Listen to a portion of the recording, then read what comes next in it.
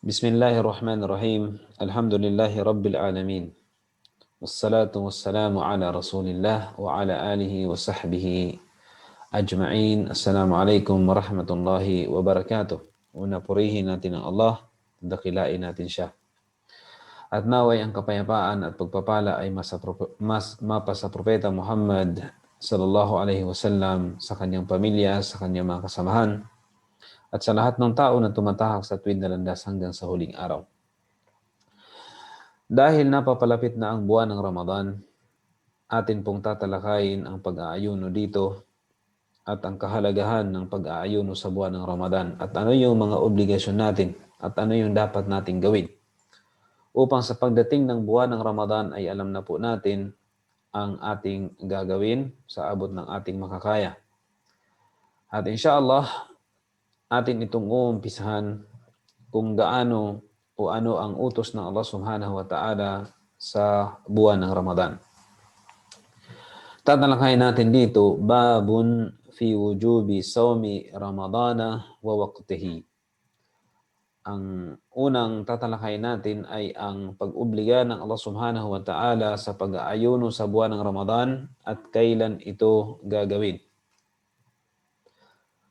Sawmu Ramadan, ang pag-aayuno sa Ramadan, ito po ay haligi mula sa mga haligi ng Islam. At ito po ay obligasyon mula sa mga obligasyon natin sa Allah subhanahu wa ta'ala. At ito po ay alam natin at dito sa ating pananampalataya na ito po ay inutos ng Allah subhanahu wa ta'ala at napakarami pong mga dalil o patunay mula sa Quran at sa sunnah ni Propeta Muhammad sallallahu alaihi wasallam at ang ijma'. At ang ijma' ito po ay pinagkasunduan ng lahat ng mga kamusliman. At sinabi ng Allah subhanahu wa ta'ala sa pagpapatunay na inutos niya ang pag-aayuno sa buwan ng Ramadan, sinabi niya sa banal na Quran, Ya ayyuhalladhina amanu kutiba alaykumus siyam kama kutiba alal ladhina min qablikum la'allakum tattaqun. O kayong mga mananampalataya, ipinag-utos sa inyo ang pag-aayuno, katulad na ito ay pinag-utos sa mga nauna sa inyo upang kayo ay magkaroon ng takot sa Kanya. At ang pagkakaroon ng takot sa Allah subhanahu wa ta'ala, ito po yung paggawa natin ng kabutihan upang tayo ay i-reward niya, gagantimpalaan niya ng kabutihan, at iwasan natin ang mga ipinagbabawal ng Allah subhanahu wa ta'ala upang hindi tayo mapaparusahan niya. At isa pa sa pagpapatunay, sinabi niya, Shahru Ramadan, alladhi unzila fihi al-Quran, hudan linnasi wa bayyinatin minal huda wal furqan. Faman shahida minkumus shahra falyasum. Sinabi ng Allah subhanahu wa ta'ala, ang Shahru Ramadan, ang buwan ng Ramadan, ay dito ibinaba niya ang Quran. Na ang Quran ay may daladalang gabay sa mga tao at paglilinaw mula sa gabay nito at paglilinaw sa kung ano ang katotohanan at kung ano ang kamalian. Sino man ang nakita niya ang buwan ng Ramadan, siya po ay mag-ayuno. Ito po yung pinaka-shahid, pinaka-punto natin dito, na kapag nakita ang buwan ng Ramadan, sabi ng Allah, falyasumhu. Siya po ay mag-ayuno.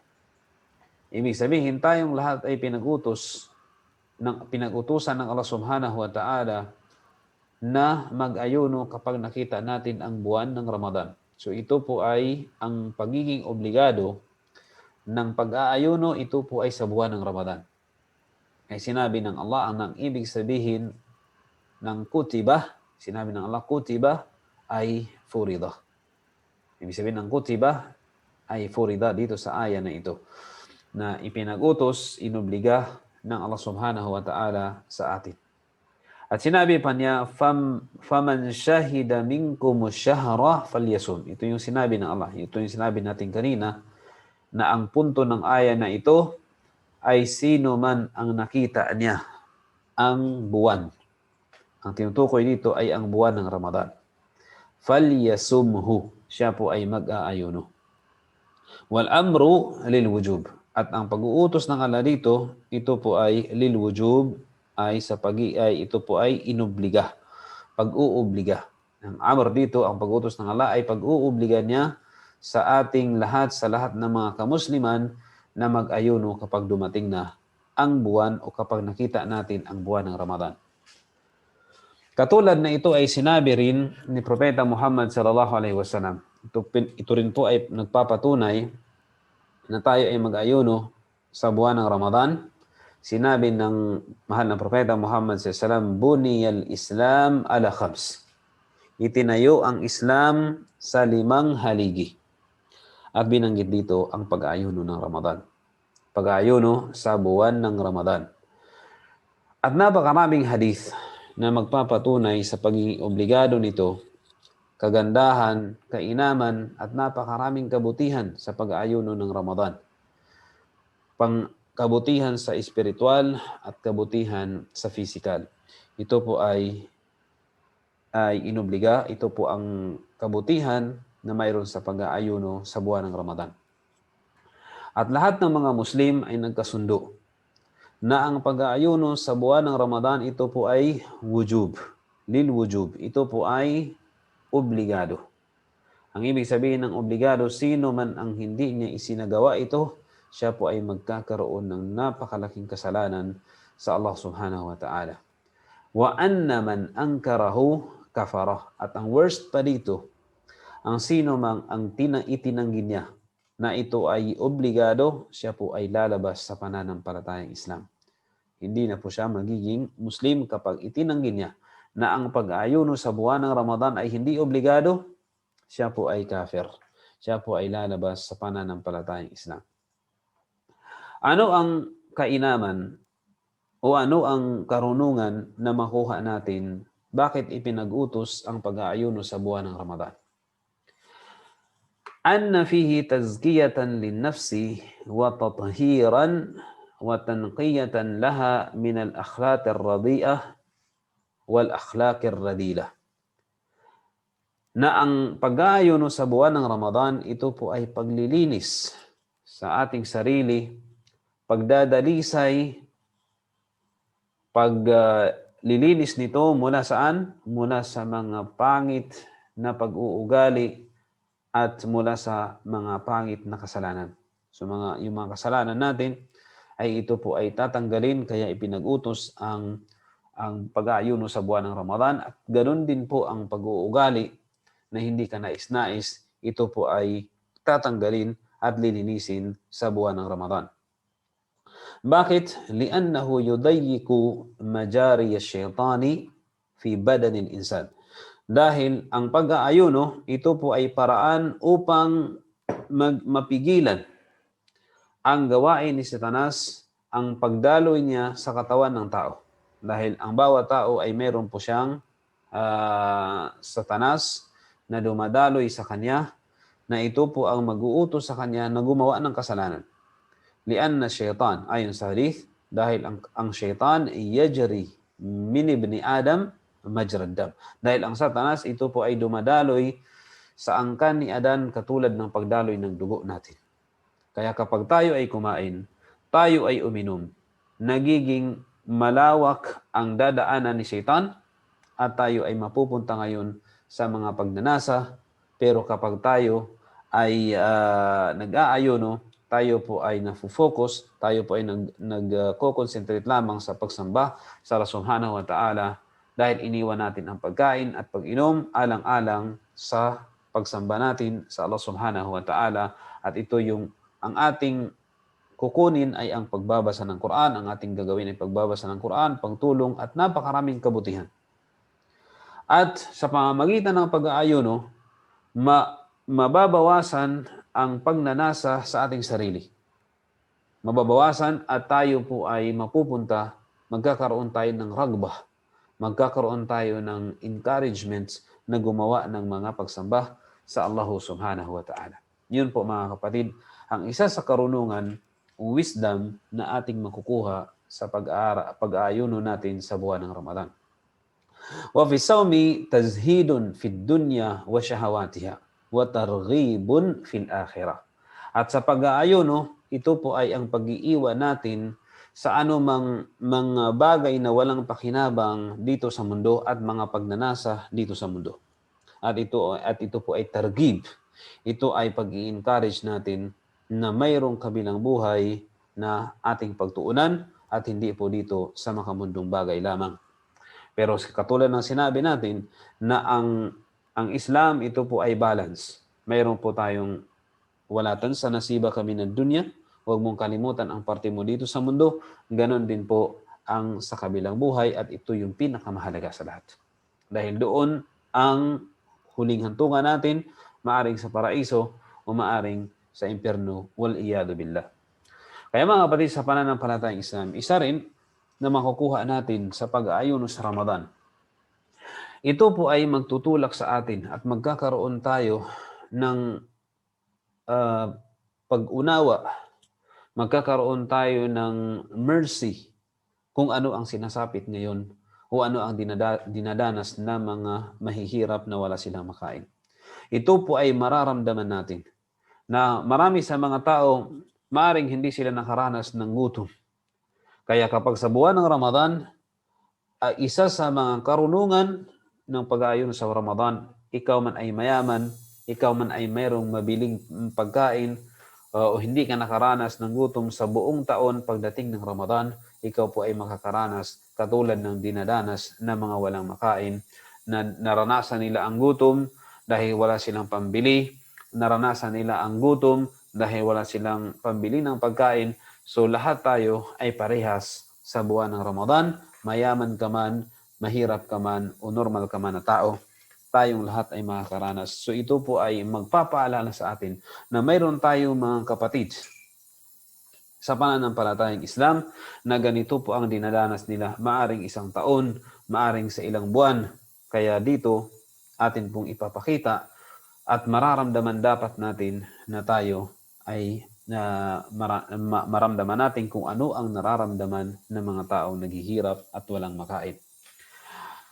Ganon din na lamma yadukhu sa'im min alamil ju' wal atash. Dahil ang nag-aayuno, mararamdaman niya po ang sakit ng gutom at ng uhaw.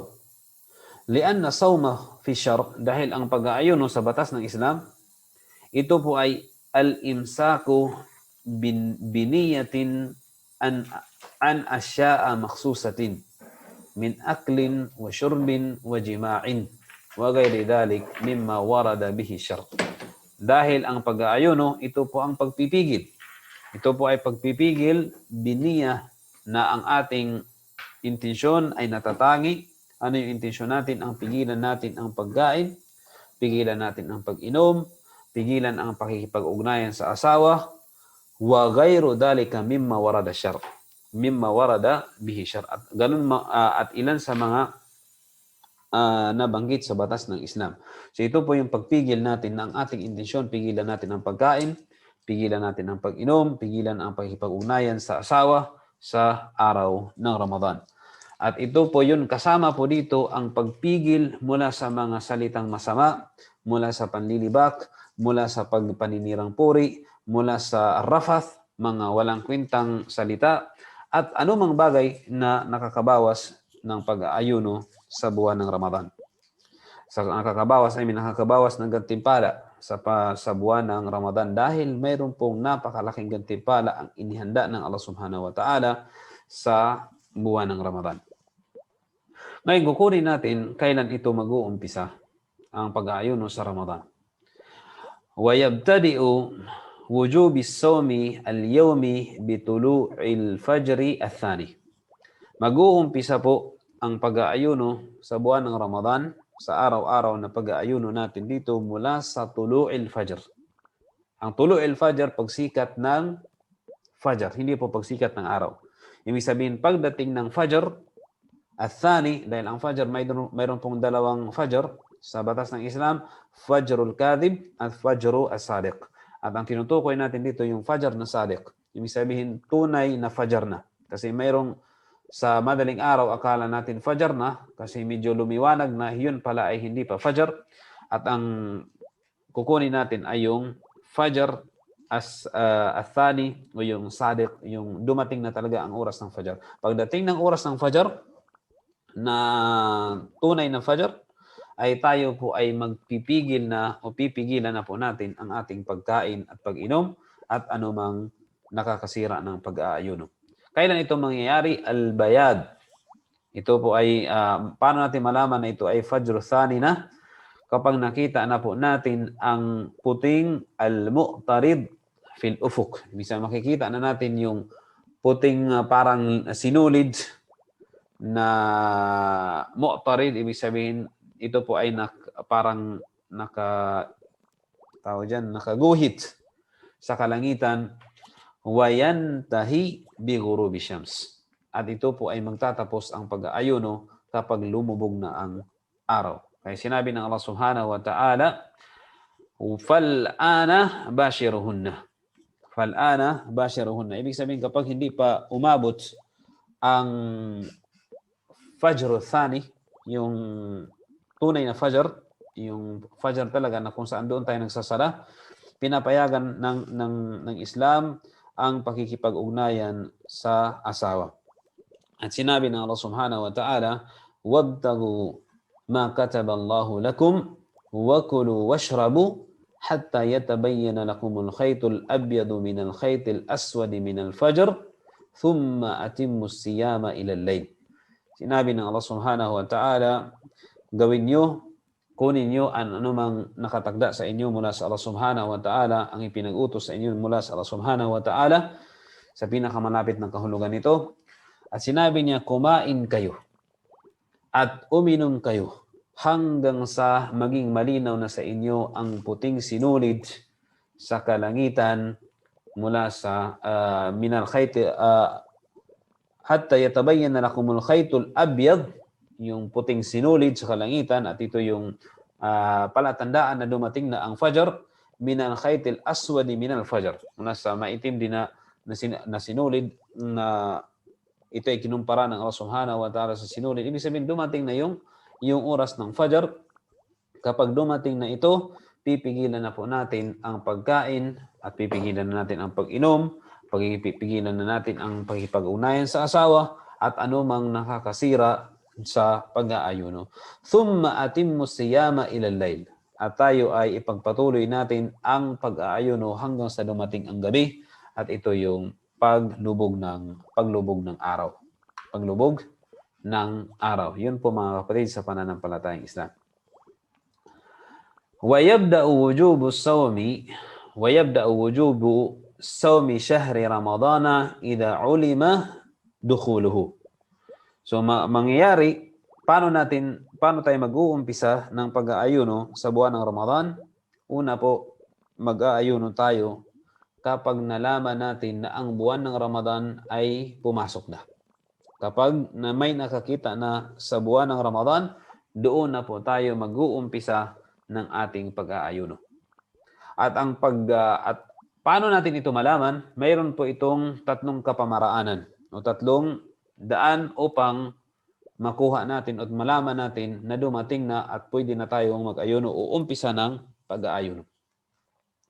Unang way, unang pamaraan para malaman natin at para mag-umpisa na tayo ng pag-aayuno ay yung tinatawag na ru'yatu hilalihi. Yung ru'yatu hilalihi, ibig sabihin makita na natin mismo yung hilal ng buwan ng Ramadan. Ibig sabihin yung buwan ng Ramadan mismo. Yung hilal na yun yung parang buwan o guhit ng buwan na nakita natin na yun ay magpapatunay na ito ay buwan ng Ramadan. Yun na po ay ang buwan ng Ramadan. Okay? Dahil sinabi ng Allah Subhanahu wa Ta'ala, "Faman shahida minkum ash-shahra falyasumhu." Sino man ang nakita niya, faman shahida minkum, sino man ang nakita ni sino man sa atin, hanggat siya ay makatotohanan, siya ay nagsasalita, at nakita niya mismo ang buwan ng Ramadan, siya po ay mag-aayuno o tayo po ay mag-aayuno. At tulad din ng sinabi ni Propeta Muhammad sallallahu alaihi wasallam, "Sumu li ru'yatihi." Kayo po ay mag-aayuno sa kapag nakita niyo ang buwan ng Ramadan. Faman ra'a al-hilala binafsihi wajaba alayhi sawmu. Sino man ang nakita niya ang buwan ng Ramadan sa kanyang sarili, wajib sa kanya ang mag-ayun. Wajib sa kanya ang mag-ayuno. Iyon po ang unang pamaraan, yung makita niya mismo ang buwan ng Ramadan. Ang pangalawang pamaraan para tayo ay mag-ayuno sa buwan ng Ramadan, ash-shahadatu anir ru'yah. Mayroong pong nakasaksi. Kahit hindi natin nakita at mayroong nakakita at ibinalita po sa atin ito. Awil ikhbar. Ibig sabihin, ibinalita sa atin, although hindi tayo na ang nakakita mismo, pero mayroong nagbalita sa atin, katulad alhamdulillah ngayon na pinadali na ng Allah subhanahu wa ta'ala paano makarating at paano tayo mabigyan ng impormasyon sa pagpasok ng buwan ng Ramadan.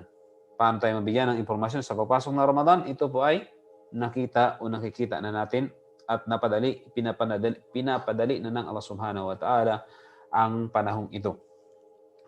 At ito yung shahadatu ala ru'yah. Ito yung mayroong nakasaksi na mayroong nang nakakita at ito ay ibinalita sa atin. Kaya kapag fayusamu bi ru'yati adlin mukallafin, ang mag-aayuno kapag naibalita na sa atin ito ay siya po ay mag-aayuno. Sino ang mag-aayuno? Yung tao na inutusan ng Allah subhanahu wa ta'ala. At ang nakakita dapat mga kapatid, dapat siya po ay adil, mukallaf. Siya po ay nasa wasnong gulang na at siya ay makatarungan. Yakfi ikhbaruhu bidalik. Yakfi ikhbaruhu bidalik. Sapat na kapag isang tao na nakita na yun, ay siya ay makatarungan at siya ay nasa wastong gulang at sinabi niya sa atin na nakita na ang buwan ng Ramadan, tayo po ay maniwala sa kanya. Dahil ito po ay sinabi ni Ibn Umar, tara'an nasul hilala. May mga tao na nakita na sa hilal, sa buwan ng Ramadan, sa panahon ito ni Propeta Muhammad sallallahu alaihi wasallam. Fa akhbartu Rasulullah anni ra'aitahu. Fasama wa amara an-nas bisiyami. At sinabi ko sa Propeta Muhammad sallallahu alaihi wasallam na nakita ko ang buwan ng Ramadan, kaya nag-ayuno si Propeta Muhammad sallallahu alaihi wasallam at inutusan niya ang mga tao na mag-ayuno. So yun po, ibig sabihin, ang pangalawang pamaraan upang tayo mag-ayuno kapag mayroon pong nakasaksi at yun ay ibinalita niya sa atin. Kahit hindi tayo mismo ang nakita ng buwan ng Ramadan, ay mag-ayuno po tayo kapag ang nag-ulat dito ay makatarungan at siya po ay nasa hustong gulang. Ang pangatlo, ikmalu iddati syahri Sya'bana 30 yawman. Ang pagkumplituhin mo ang 30 days na araw ng Sya'ban. Ano ibig sabihin nito? Dahil ang buwan ng Ramadan, bago sumapit ang buwan ng Ramadan, ay buwan ng Sya'ban. Tapos buwan ng Ramadan. Tapos buwan ng Shawwal. Ibig sabihin, after ng Ramadan, Shawwal. Before ng Ramadan ay tinatawag na buwan ng Sya'ban. Kung hindi makita, ibig sabihin, kung hindi makita ang buwan ng Ramadan, kumplituhin po ang buwan ng Sya'ban ng 30 days. Kapag nakompleto ito, kinabukasan, ibig sabihin 30 days natapos na ang buwan ng Sya'ban ng 30 days, dahil hindi nakita at walang nakita ng buwan ng Ramadan, tatapusin po ang buwan ng Sya'ban ng 30 days at kinabukasan nito ay mag-ayuno na po ng Ramadan. Dahil automatic na po yun na Ramadan na kinabukasan. Dahil ang buwan sa Ramadan, 29 or 30 days lang. Wala na pong 28, wala na pong 31. وَذَلِكَ حِينَمَا لَا يُرَى الْهِلَالُ ليلة 30 من شعبان مع عدم وجود ما يمنع الرؤية من غم وقتر أو مع وجود شيء من ذلك.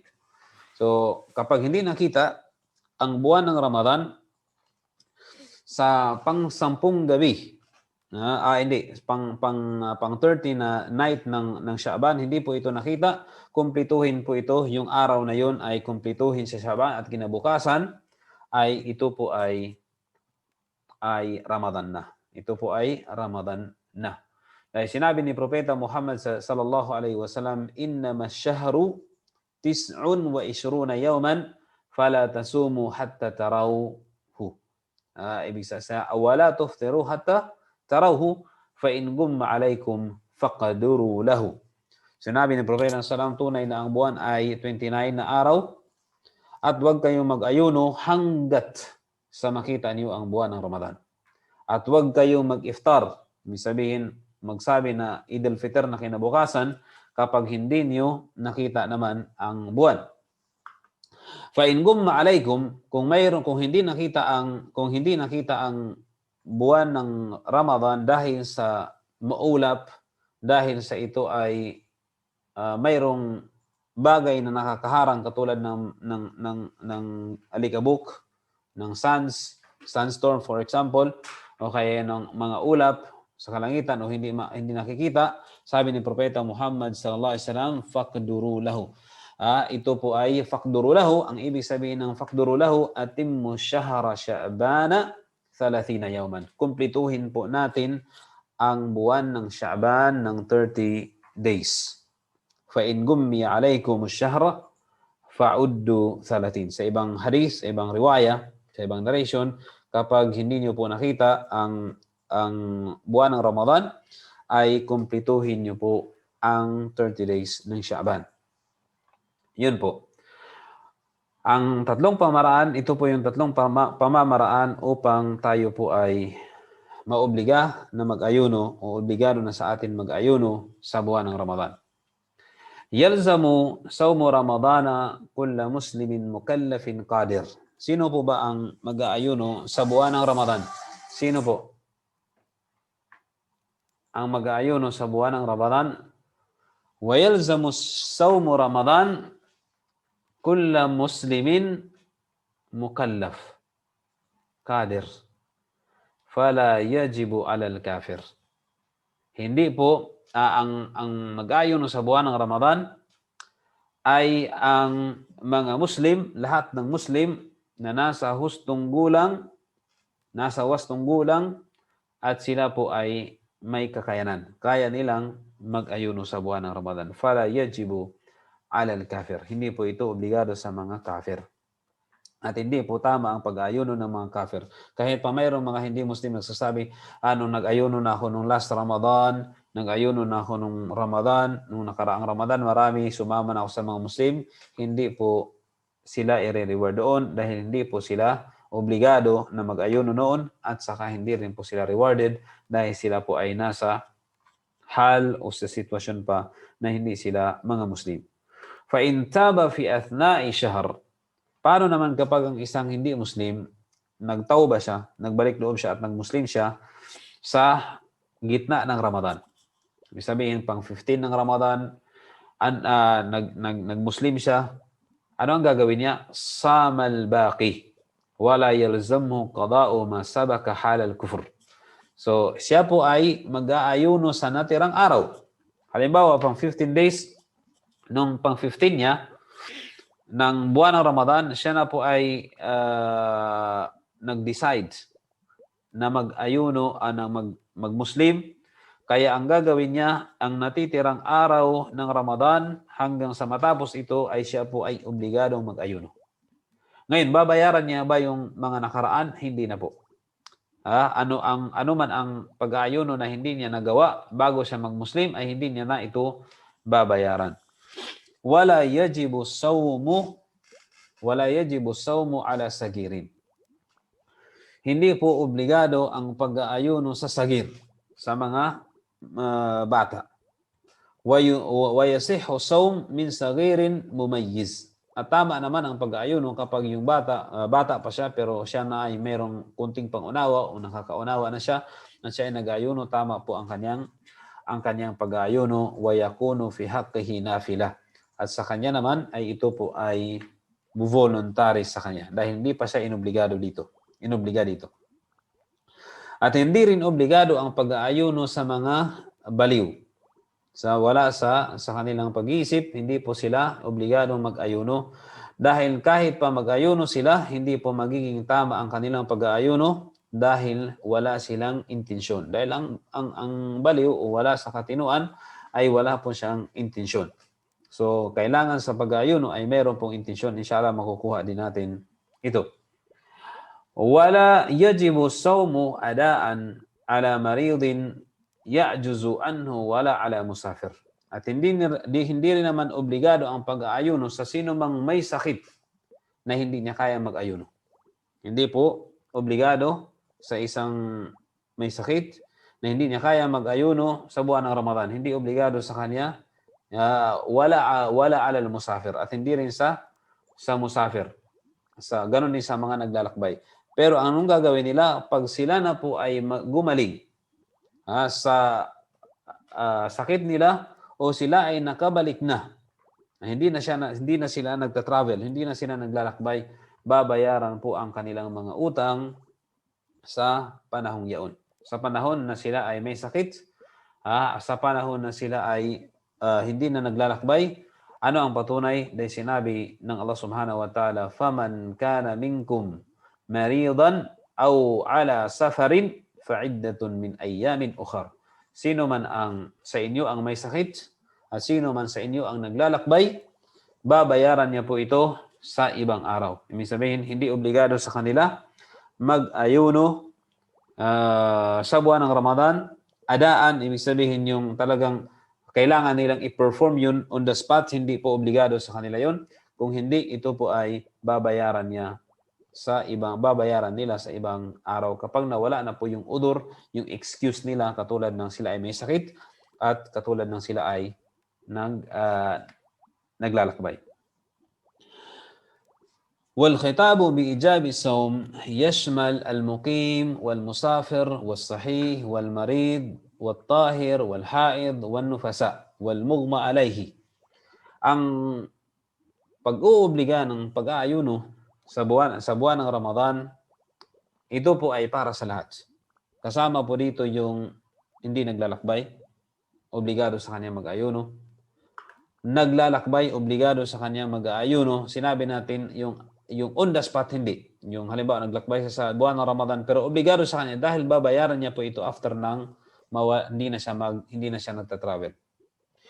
Was sahih, yung mga malusog, wal marid, yung may sakit din, obligado sa kanya mag-ayuno, pero hindi adaan. Hindi po yung in the spot na siya ay na mayroon pa siyang sakit. Kung hindi, after mawala ang kanyang sakit at kaya niya na mag-ayuno, babayaran niya po yung mga utang niya sa araw ng Ramadan. Sa pag-ayuno sa araw ng Ramadan. Ganon din yung mga tahir, yung mga malinis, na wala silang buwan ng dalaw at hindi sila galing sa panganganak at hindi nawalan sila ng malay. So yun po ay obligado kapag nawala na itong mga udur, mga excuse na ito. Halimbawa, naging malinis na yung isang may buwan ng dalaw. Babayaran niyo po yung mga utang niya after ng Ramadan, ganon din po yung galing sa panganganak. Fa inna haula'i kulluhum yajibu alaihim as-sawm fi dhimamihim. Dahil lahat ng mga ito ay mayroon pong tayong obligasyon sa ating sarili na inobliga ng Allah Subhanahu wa Ta'ala na tayo po ay mag-ayuno. Kaya kahit may sakit ka o kahit ikaw ay naglalakbay, nasa tungkulin mo ang pag-aayuno. Kaya kapag nawala yung excuse na yun, ito po ay babayaran mo sa ibang araw, katulad ng sinabi ng Allah, "Faman kana minkum maridan aw ala safarin fa'iddatun min ayyamin ukhra." Sino man sa inyo ang may sakit at naglalakbay, siya po ay babayaran niya ito sa ibang araw. Wal azmu ala fi'lihi imma adaan wa imma qadaan. Kaya ang pag-aayon sa Ramadan, nahati po ito sa dalawa. Adaan at qadaan. Ibig sabihin ng adaan, ibig sabihin sa buwan ng Ramadan, isagawa mo ito. Ang qadaan, hindi mo ito maisagawa sa buwan ng Ramadan dahil mayroong kadahilanan. Ito po ay qadaan, babayaran mo ito sa ibang araw. Kahit pa ito ay tapos na ang Ramadan, dahil itong pag-aayuno na ito po ay nasa tungkulin mo na nakapatong sa iyong balikat. Kaya dapat ito ay isabuhay mo at ito ay gampanan mo sa Allah Subhanahu wa Ta'ala. At faminhum man yukhatib as-sawm fi nafsi ash-shahr adaan wa huwa sahih. Sino yung mga dapat mag-ayuno on the spot sa buwan ng Ramadan na sila talaga ay obligado, sila yung mga malulusog, sila yung hindi nagta-travel, maliban sa mga may buwan ng dalaw at galing sa panganganak o nagdurugo dahil sa panganganak. فَمِنْهُمْ مَنْ يُخَاطِبْ بِالْقَضَاءِ فَقَطْ. At mayroon naman sa mga tao na inobliga sa kanila ang pag-aayuno pero babayaran dahil sa hindi nila ito nasagawa, ito ay kabayaran sa kanilang hindi nagawa na pag-aayuno sa buwan ng Ramadan. At ito po yung mga may buwan ng dalaw o galing sila saan? Sa panganganak, o nagdurugo pa sila galing sa panganganak, o kaya sila ay mayroong sakit na hindi nila kayang bayaran at hindi nila kayang mag-ayuno sa buwan ng Ramadan. So ito po ay kanilang tandaan ang bilang at ito po ay gagawin nila doon sa buwan ng ibang buwan maliban sa Ramadan. Pag natapos na ang mga excuse na ito, ang mga kadahilanan ito. Mayroon naman sa mga tao, yukhayyir bainal amrayn. Mayroon mga uri ng tao na mayroon silang choice.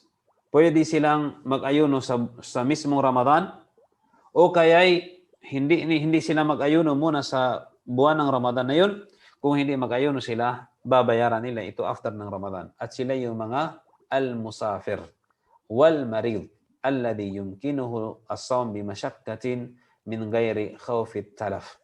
Sila yung mga naglalakbay o kaya may mga sakit na kaya naman nilang mag-ayuno, although mahirap sa kanilang mag-ayuno, pero kaya nilang mag-ayuno, may choice po sila. Pwede sila mag-ayuno sa buwan ng Ramadan o sabi nila, hindi na dahil pinayagan naman sila na hindi mag-ayuno sa buwan ng Ramadan at ito ay babayaran na lamang nila sa ibang buwan, sa ibang araw na hindi dapat na hindi sila natatakot na kapag nag-ayuno pa rin sila dahil sa sakit nila o paglalakbay nila, ay ito ay ang dahilan upang masawi sila, upang magkaroon sila ng mapinsala ang kanilang sarili. So kapag ganon, hindi po sila mag-ayuno dapat. Pero kung nahirapan lang sila, pero hindi kaya naman nila mag-ayuno at gusto nila mag-ayuno, so sila po ay pinayagan na mag-ayuno sa buwan ng Ramadan o kaya ito po ay babayaran nila sa ibang buwan kapag hindi sila mag-aayuno sa Ramadan. Sino yun? Ang mga naglalakbay at mga may sakit. وَمَنْ أَفْطَرَ لِأُذْرٍ ثُمَّ زَالَ أُذْرُهُ فِي أَثْنَاءِ نَهَارِ رَمَضَانَ كَالْمُسَافِرِ يَقْدُمُ مِنْ سَفَرِهِ وَالْحَائِضِ وَالنُّفَسَاءِ تَطْهُرَانِ وَالْكَافِرِ إِذَا أَسْلَمَ وَالْمَجْنُونِ إِذَا أَفَاقَ مِنْ جُنُونِهِ وَالصَّغِيرُ يَبْلُغُ فَإِنَّ كُلًّا مِنْ هؤلاء يَلْزَمُهُ الْإِمْسَاكُ بَقِيَّةَ الْيَوْمِ وَيَقْضِيهِ. So sinabi ni Sheikh dito, sino man ang hindi nag-ayuno dahil sa kadahilanan katulad ng siya ay naglalakbay, tapos siya ay may buwan ng dalaw at may galing sa panganak o siya ay galing sa pagkabaliw o siya ay kafir. So sino man ang hindi nag-ayuno dahil sa ganung kadahilanan pero natapos na ang kanilang excuse. Ibig sabihin, yung isang naglalakbay, siya po ay nakabalik na sa kanyang lugar, hindi na siya naglalakbay ngayon, o kaya yung isang may buwan ng dalaw o yung mga galing sa panganak, naging malinis na sila sa gitna ng Ramadan, at ang isang kafir, nagmuslim siya, o kaya yung isang baliw, siya po ay bumalik na sa kanyang katinoan, o kaya yung isang bata, naging binata na, lahat ng ito ay pipigilan nila dapat pipigilan na nila ang kanilang pagkain at pag-inom at sila na po ay mag-aayuno. Hanggang sa huli, hanggang sa matapos ang Ramadan. Sa mga may sakit, naglalakbay, galing sa panganak at galing sa buwan ng dalaw, sa isang bata, yun po ay babayaran po nila yung mga natirang yung hindi po nila napag-ayunuhan dahil sa kadahilanan yun. Pero ang kafir, katulad sa sinabi natin kanina, ang kafir ay ganun po, hindi niya babayaran yun yung hindi niya napag-ayunuhan dahil nag-Muslim siya sa gitna ng Ramadan. So hindi niya po babayaran yung nakaraan. No, halimbawa, 10 araw na hindi niya nagawa. Ganon din po ang isang baliw. Wallahu a'lam, kung nagkamali ako dito, So pwede akong i-correct. Ganon din po ang bata na dumating sa wastong gulang. Wallahu ta'ala a'lam. وكذا إذا قامت النية بدخول شهر في أثناء النهار فإن المسلمين يمسكون بقية اليوم ويقضون اليوم بعد رمضان. Ganon din po إذا قامت البينة وكذا إذا قامت البينة بدخول الشهر في أثناء النهار Ibig sabihin sa sitwasyon na hindi kayo nakapag-ayuno, pero nalaman nyo at napatunayan nyo na Ramadan na pala. Hindi nyo nabalitaan kagabi, pero nung napatunayan na ito, sumikat na ang araw. Nasa kalagitnaan na kayo ng araw ng Ramadan.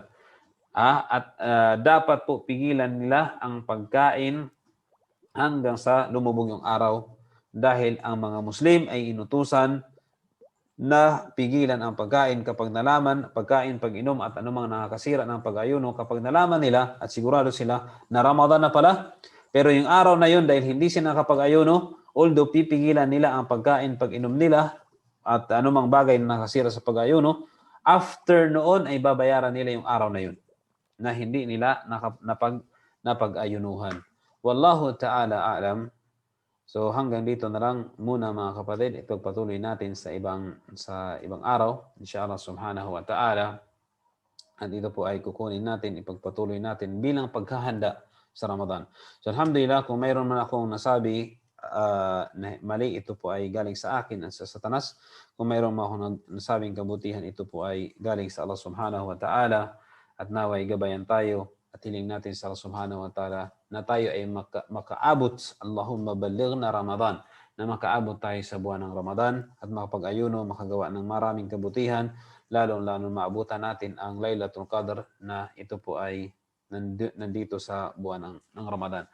So humiling ako ng kapatawaran sa Allah subhanahu wa ta'ala sa anumang pagkakamali at mayroon mang mali, pwede po mayroon akong nasabing mali, pwede po akong i-correct, wala pong problema yon. So, yun po ang abot ng ating mga kaya. Jazakumullahu khairan. Barakallahu fikum. Subhanakallahumma wa bihamdik. Ashhadu an la ilaha illa ant. Wa nastaghfiruka wa natubu ilaik. Assalamu alaikum wa rahmatullah wa barakatuh.